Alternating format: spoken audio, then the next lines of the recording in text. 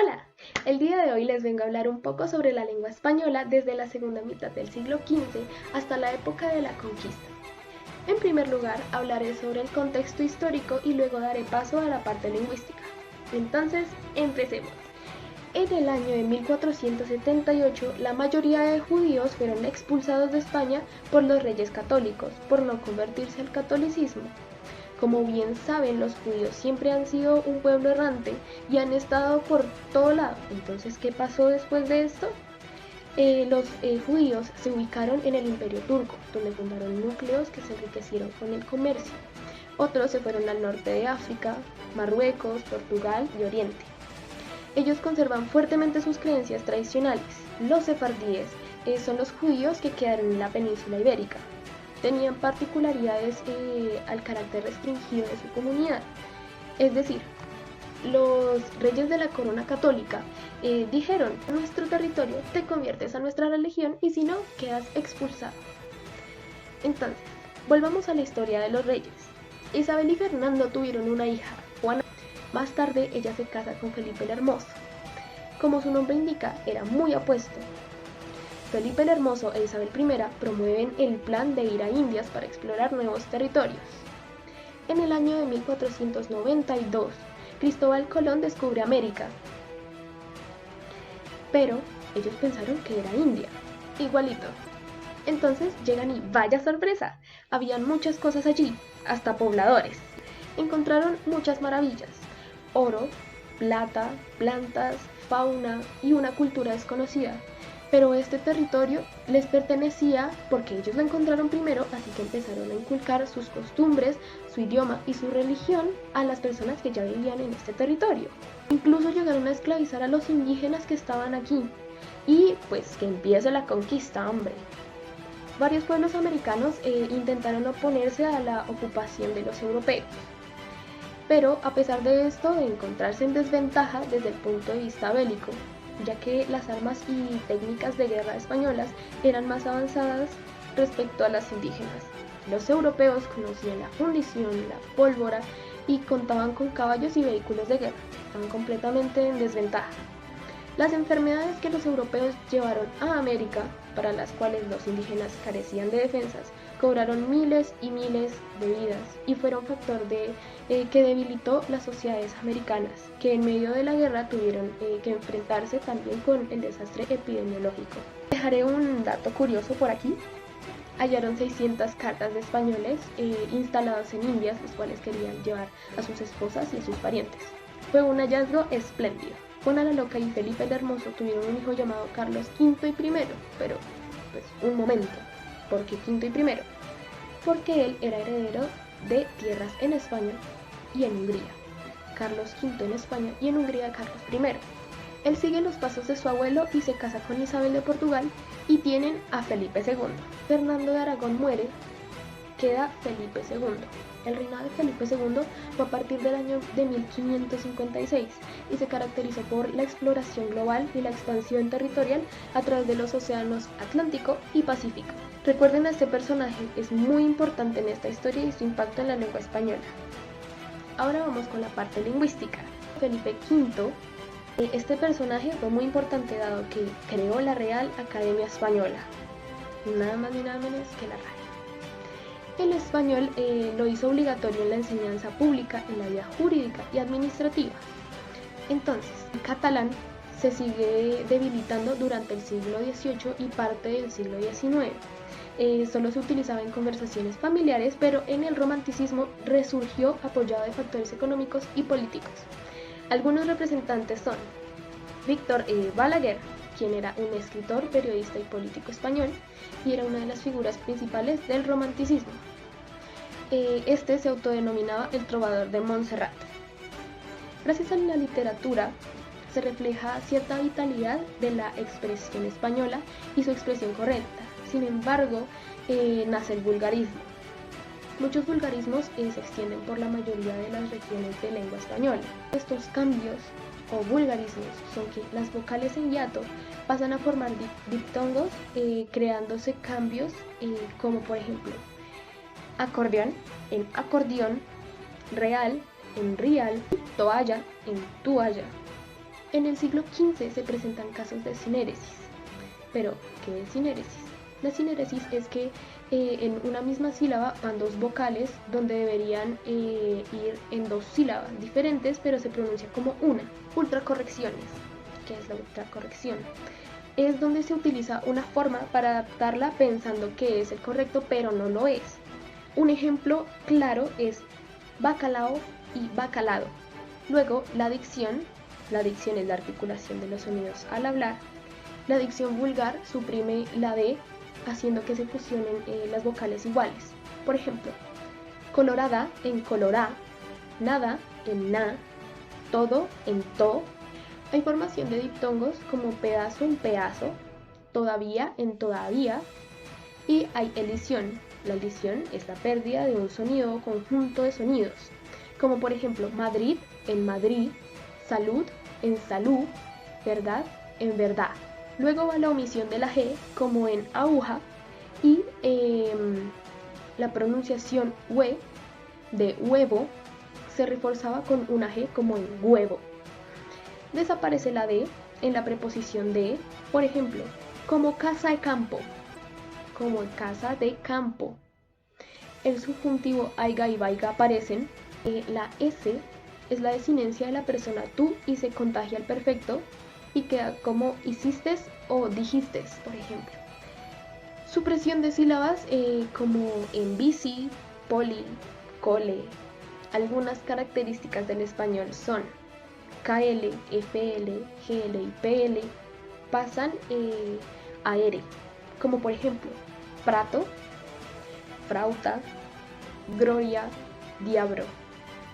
Los judíos decían Dio en lugar de Dios, porque Dios se refería a la Santísima Trinidad, es decir, era plural. La decadencia del judeo español es progresiva y también es bastante abrumadora y solo se usa en el ámbito del hogar, y su léxico se vio empobrecido porque como fueron a diferentes lugares empezaron a adquirir palabras de esos lugares y dejaron de utilizar las palabras judeo-españolas.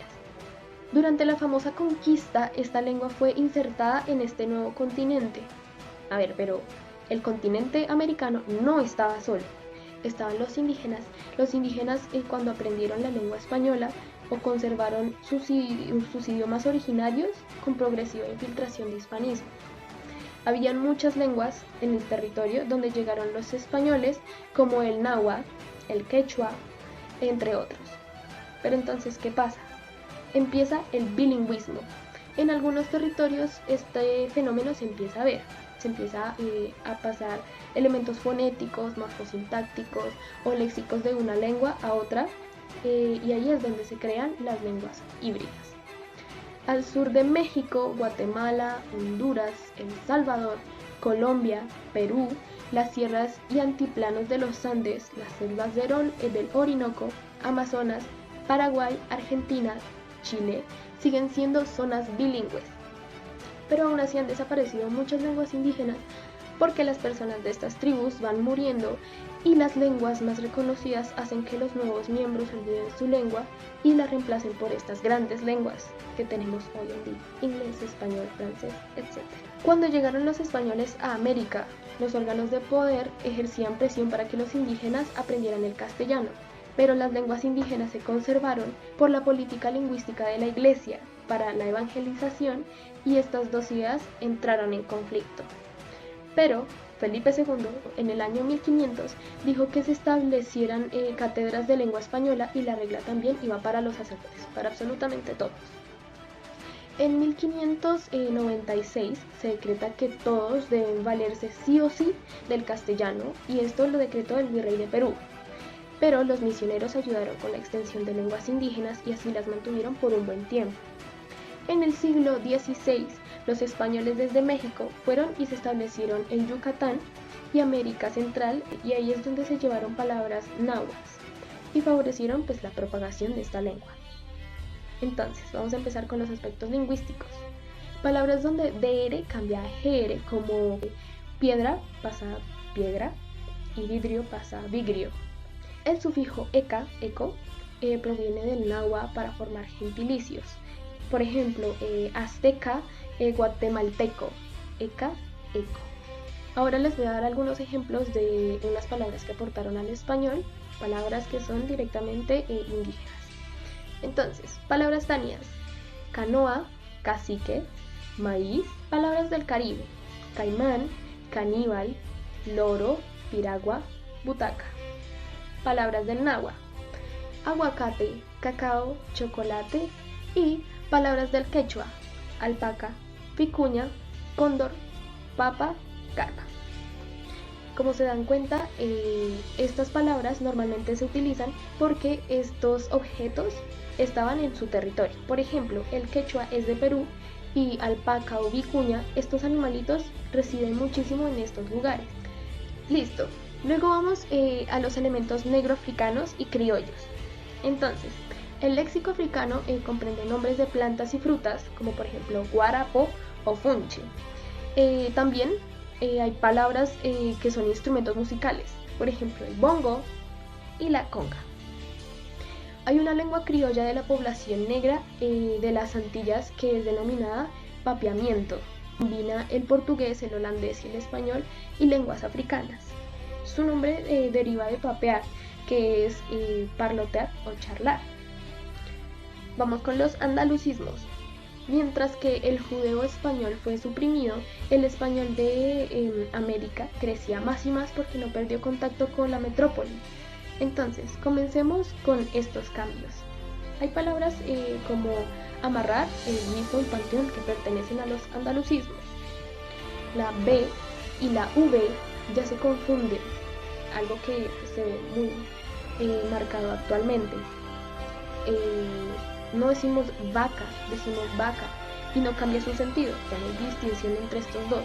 Habían palabras como ceremonias, corazones, fiestas, sueños, es decir que en este punto ya el español empieza a tomar forma y léxico que hoy en día conocemos. También el pronombre personal tú era para los inferiores o de igual condición. Pero cuando usted se generalizó como una palabra que da respeto, el tú recobró terreno a toda costa de vos y el tú, quitó totalmente el vos. El desuso de vuestro hizo un ajuste en los posesivos, es decir, se crearon su y suyo, que hoy en día lo conocemos. También se crea el diminutivo ito, ita, es muy usado, por ejemplo, ahorita, ranchito, patroncito. Y el diminutivo ico se añade al primer ito. Por ejemplo, chiquitico, toditico. Son diminutivos que hoy en día se utilizan muchísimo. Luego vamos con la perífrasis. La perífrasis es la expresión de más de una palabra que puede ser expresada por una sola y especialmente se ve evidenciada en ciertas formas verbales. Les voy a dejar un ejemplo para que no queden tan perdidos. Esta es muy coloquial. Entonces, ojo va y se cae. Cuando puede ser ojo se cae o cuidado se cae. El famoso disque. En español no es tan común, pero pues me contaron que está casada, pero disque tiene a otro. En el español de América se usa para decir por fin, siempre. Un ejemplo, ¿siempre fueron a cine? ¿Siempre va a salir a hacer mercado? El léxico americano tiene palabras que pertenecen solo a lenguaje literario y han desaparecido. Palabras olvidadas como bravo, liviano, esculcar, vigilar.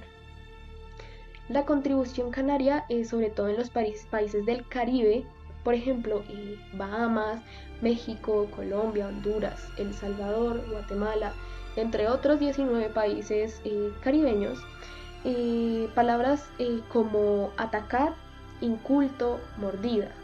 Leonesismos como fierro, lamber y galleguismos como cardumen. Nacieron palabras estancia, quebrada, mazamorra, invierno, verano y volcán. Luego vamos con la creación del sufijo ada. Por ejemplo, criollada, paisanada. O algo más actual, una colombianada. Todo esto y la abundancia de voces indígenas dan forma al léxico americano. También hay extranjerismos como overall, que proviene de overall, el cloche, que viene de clutch, el del carro, troque, que viene de truck, y galicismos como masacre o rol, El hiato tiende a desaparecer y confunde EA con IAR. Por ejemplo, pasear. Muy visto. También esto origina ultracorrecciones como despreciar. Pensando que está bien, pues lo decimos mal. España rechazó las pronunciaciones baúl por baúl. Estos se seguían utilizando en América, pero pues en América se rechaza la pronunciación AO por ADO. Desgraciado, no. Es desgraciado. La lengua española es lengua oficial y de cultura de más de 250 millones de humanos, en los cuales 220 millones la tienen como segunda lengua. Y hoy en día, por medio de los medios de comunicación, se pueden intercambiar aspectos culturales y lingüísticos entre España e Hispanoamérica. Es realmente un orgullo hablar este idioma, dado que viendo la historia del español, se ve que es una lengua bastante compleja y tiene mucha historia. Muchas gracias.